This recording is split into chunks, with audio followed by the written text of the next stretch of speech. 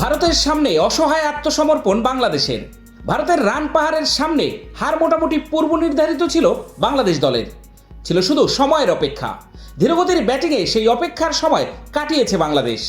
Run দেখেই হয়তো বাংলাদেশ ভেবেছে ওয়ানডে হলেও এই রান তাদের জন্য কঠিন, তাই নিজেদের ধারায় ব্যাটিং করে নির্ধারিত ওভার শেষ করেছে বাংলাদেশ। পরিশেষে যা ঘটার সেটাই ঘটল। ভারতের সামনে অসহায় আত্মসমর্পণ করল বাংলাদেশ দল। ম্যাচের আগে পূর্বাভাসে বলা হয়েছিল অ্যান্টিগায় আজ ঝড় বৃষ্টির সম্ভাবনা আছে, আর তাতে ভারত ও বাংলাদেশের মধ্যকার সুপার 8-এর ম্যাচ ভেসে গেলেও খুব একটা অবাক হওয়ার কিছুই ছিল না। কিন্তু টস গড়ানোর পর থেকে বাতাস আর রোদই দেখা গেল, আর যে ঝড়টা দেখা গেল সেটা মূলত ভারতীয় ব্যাটারদের হাতে গড়া। 4-6-এর পশ্চা সাজিয়ে বাংলাদেশের বিপক্ষে 197 রানের বিশাল এক টার্গেট দাঁড় করিয়েছে ভারত। কখনো রোহিত শর্মা আর বিরাট কোহলি, কখনো ঋষভ পান্ট, কখনো শিবম দুবে, কখনো হার্দিক পান্ডিয়া। স্মুথ শেভিং এর জন্য শুধুমাত্র কুল, নাথিং এলস।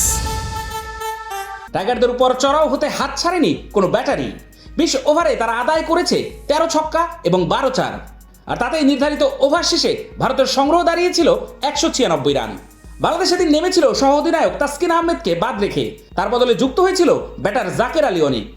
এক বোলার কম নিয়ে খেলার সিদ্ধান্তটা আপাতত বুমেরিং হয়ে এসেছে বাংলাদেশ দলের জন্য। তানজিম সাকিব আর শেখ মেহেদী ছাড়া বাকিরা সকলেই ছিলেন খরুচে। শেষ বলে 4 মেরে 50 পূরণ করেন হার্দিক পান্ডিয়া। ভারতের বোর্ডে সর্বোচ্চ স্কোর তুলেছিলেন তিনি। শুরুটা করেছিলেন রোহিত শর্মা এবং বিরাট কোহলি।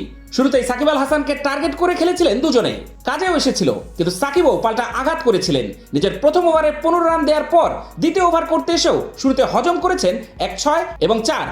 এরপরই কিছুটা লেন্থ কমিয়ে বল করেছেন রোহিতকে। মিড অফে ক্যাচ দেন ভারতীয় অধিনায়ক। তাতে প্রথম বোলার হিসেবে বিশ্বকাপে 50 উইকেট পূরণ করেন সাকিব।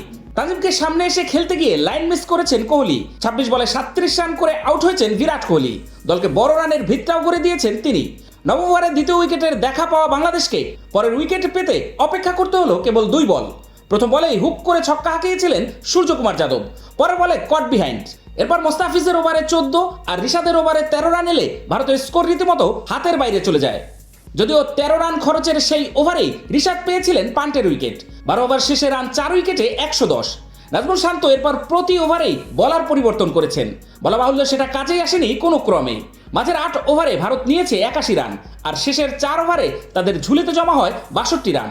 শিবম দুবে ও হার্দিক পান্ডিয়া 34 বলে 53 রানের জুটি শেষ পর্যন্ত ভারতকে এগিয়ে নিয়ে যায়। ঋষভ দুবেকে ফিরিয়ে দিলেও আজ ছিলেন খরুচে। মোস্তাফিজ নিজের 4 ওভারে দিয়েছেন 48 রান। সাকিবের 3 ওভারে আসে 37 রান। 2 উইকেট পাওয়া তানজিম সাকিব ছিলেন ইকোনমিক্যাল। 2 উইকেট পেতে খরচ করেছেন 32 রান। জবাবে ব্যাটিংয়ে নেমে সাদামাটা ব্যাটিং করে ম্যাচ হেরে মাঠ ছাড়ে বাংলাদেশ।